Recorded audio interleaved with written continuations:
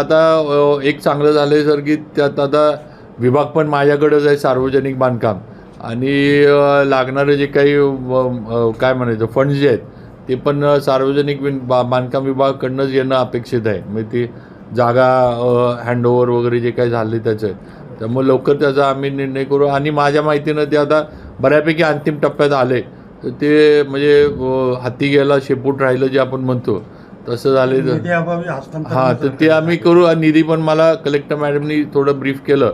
फार काही अमाऊंट नाही आहे खरं म्हणजे ती काय पण त्याचे पण तरतूद करून लवकरच ते आपण हे करू. आता एखादंच मंगळवारी आमची कॅबिनेट होईलच तर त्या कॅबिनेटमध्ये पण मी CM साहेबांच्या पण ह्या गोष्टी कानावर नक्की घालीन किंवा ह्याला लागणारा निधी लवकर उपलब्ध व्हावा. तुम्ही हॅपी आहात लातूरचं पालक? 100%. कारण तुमचे मंत्रिमंडळ सहकारी झरवळ साहेब गरीब जिल्ह्याचा पालकमंत्री केला हिंगोलीचा. असं काय नाही बघा शेवटी महाराष्ट्र समृद्ध आहे. गरीब जिल्हा श्रीमंत जिल्हा असं काय नसतं. प्रत्येक जिल्ह्याची एक वेगळी खासियत आहे एक वेगळी ओळख आहे. आणि महाराष्ट्र हा सगळे हे जिल्हे एकत्र आले म्हणून महाराष्ट्र झाला. आणि शेवटी कसं आहे छत्रपती शिवाजी महाराजांच्या पदस्पर्शानं अख्खं राज्य पावन झालेलं आहे. त्यामुळे हिंगोली असू दे लातूर असू दे किंवा पश्चिम महाराष्ट्र असू दे किंवा काय म्हणायचं आपलं उत्तर महाराष्ट्र असू दे शेवटी सगळीकडेच छत्रपतींचा वावर होता. त्यामुळे सगळं आपलंच आहे हे आपण समजलं पाहिजे. त्यामुळं आणि शेवटी आपल्याला पण माहिती आहे की भाजपमध्ये असं काय मागून की मला हे खातं द्या मला ह्याच जिल्ह्याचा पालकमंत्री द्या अशी पद्धत प्रथा भाजपमध्ये नाही. देवेंद्रजी फडणवीसांनी जो निर्णय घेतला खात्यांच्या बाबतीत मंत्रिपदांच्या बाबतीत तुमच्या पालकमंत्र्यांच्या बाबतीत तो आम्हाला सगळ्यांना मान्य आहे. त्यात काय आम्ही त्याच्यापुढं कुणीच प्रश्नचिन्ह उभा केलं नाही किंवा विचारायचं काय नाही कारण ही प्रथाच नाही भाजपमध्ये किंवा पद्धत नाही. तो पॉलिटिकल विचारतो बीडमधलं जे मसाजचं प्रकरण असेल तर मग बीड जिल्ह्यात जे काय सध्या चालू आहे त्याच्यावर जितेंद्र आव्हाडांचं स्टेटमेंट आहे की धनंजय मुंडे यांनी राजीनामा दिल्यानंतरच ह्या प्रकरणाबद्दल जो काही प्रेशर आहे सरकारकडनं प्रेशर असल्याचा आरोप केला आहे. कसं बघता तुम्ही असं काय? आता आरोपींबद्दलची जी हे होती त्याच्यावर पोलीस यंत्रणेनं कार्यवाही केली आहे. शेवटी CM साहेबांनी दिलं होतं किंवा कुणालाही आम्ही सोडणार नाही. माझ्या माहितीनं आपल्याला माहीत आता मोका सगळ्यांना त्या ह्याच्यामध्ये मोकाखाली गुन्हे दाखल झाले त्यामुळं ती पण मागणी पूर्ण झाली आहे. आता दुसरा विषय जो आहे नाही राजीनाम्याची जी मागणी होती आहे शेवटी कसं आहे परवा दिवशी जे वळसे पाटील साहेबांनी सांगितलं ती वस्तुस्थिती आहे किंवा आरोप कुठेतरी हे होऊ देत मग अजितदादा त्याच्यावर योग्य निर्णय घेतील. कारण शेवटी ते राष्ट्रवादी काँग्रेसमधला दादांच्या ह्याच्याखालचा तो आहे त्यामुळे दादा योग्य निर्णय त्याच्यावर घेतील. पण CM साहेबांनी जे जाहीर केले किंवा सगळे दोन्ही DCMनी जे केले की या प्रकरणामध्ये कुणालाही आम्ही सोडणार नाही ही भूमिका त्यांची स्पष्ट आहे तिघांची पण त्या भूमिकेला कुठेही हे नाही. आणि 100% असे प्रकार महाराष्ट्रात परत झाले नाही पाहिजेत अशा पद्धतीनं आरोपींवर कार्यवाही होईल शिक्षासुद्धा होईल.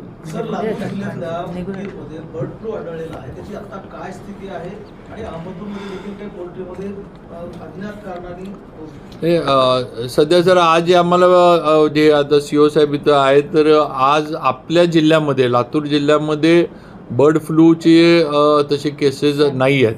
जे आपण म्हणजे ज्या ठिकाणी पक्षी काही मृत्यू पावले होते त्यांचे जे काही सॅम्पल्स पाठवले ते लातूर जिल्ह्याचे जे आहेत ते निगेटिव्ह आलेत. थोडंफार शेजारच्या जिल्ह्यांमध्ये काही पॉझिटिव्ह आलेत असं आहे. आज पण आमची त्याच्यावर चर्चा झाली. तर सतर्क राहण्याचं आणि प्रिव्हेंटिव्ह ॲक्शन जी काही घेणं गरजेचं आहे ती घेण्याची सूचना दिलेल्या आहेत. तेव्हा आज तरी असं काही कुणीही घाबरून जाण्याचं जिल्ह्यामध्ये हे नाही.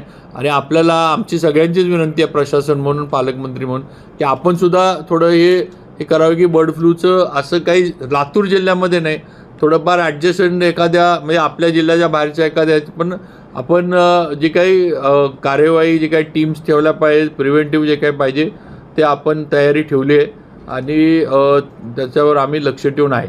हां त्याचा आता आपण चौकशी वगैरे हे सगळं केलं आहे. मला वाटतं साधारण 200च्या आसपास आपण काही रेणापूर जो तालुका आहे त्या ठिकाणी घटना घडली आहे आणि त्यांच्यावर जी काय ॲक्शन घेणं गरजेचं आहे. म्हणजे तुमचं इन्शुरन्सवाल्यांना पण आम्ही आणि आमच्याकडनं पण हे प्रशासन म्हणून किंवा महसूल विभाग म्हणून जे काही कागदपत्र खाडाखोड वगैरे असं काही चुकीचं दिलं असेल तर आम्ही त्याच्यावर आमचे ॲक्शन आमच्या लेवलला पण चालू आहे. सर, शक्तीपीठ महामार्गाला सुद्धा शेतकऱ्यांनी विरोध केला. लातूर जिल्ह्यातून शक्तीपीठ महामार्ग जातो, तुमची काय भूमिका? सर, माझं म्हणणं आहे की आत्ता तर ह्या शक्तीपीठ महामार्गाची घोषणा मुख्यमंत्र्यांनी केली आहे, त्याचा अजून पुढची प्रक्रिया काहीच नाही आहे.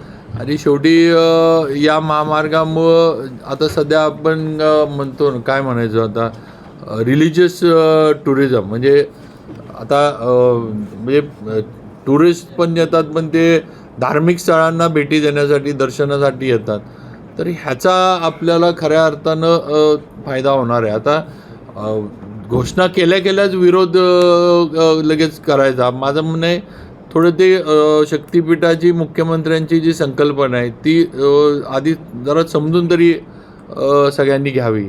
आज समृद्धी झाला, आज समृद्धीचा फायदा सगळ्यांना झाला, जेवढी कनेक्टिव्हिटी झाली.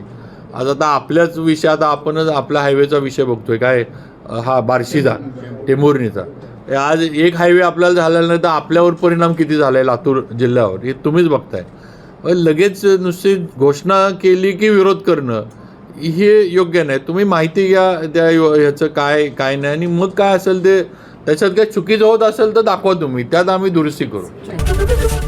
एबीपी माझा, उघडा डोळे बघा नीट.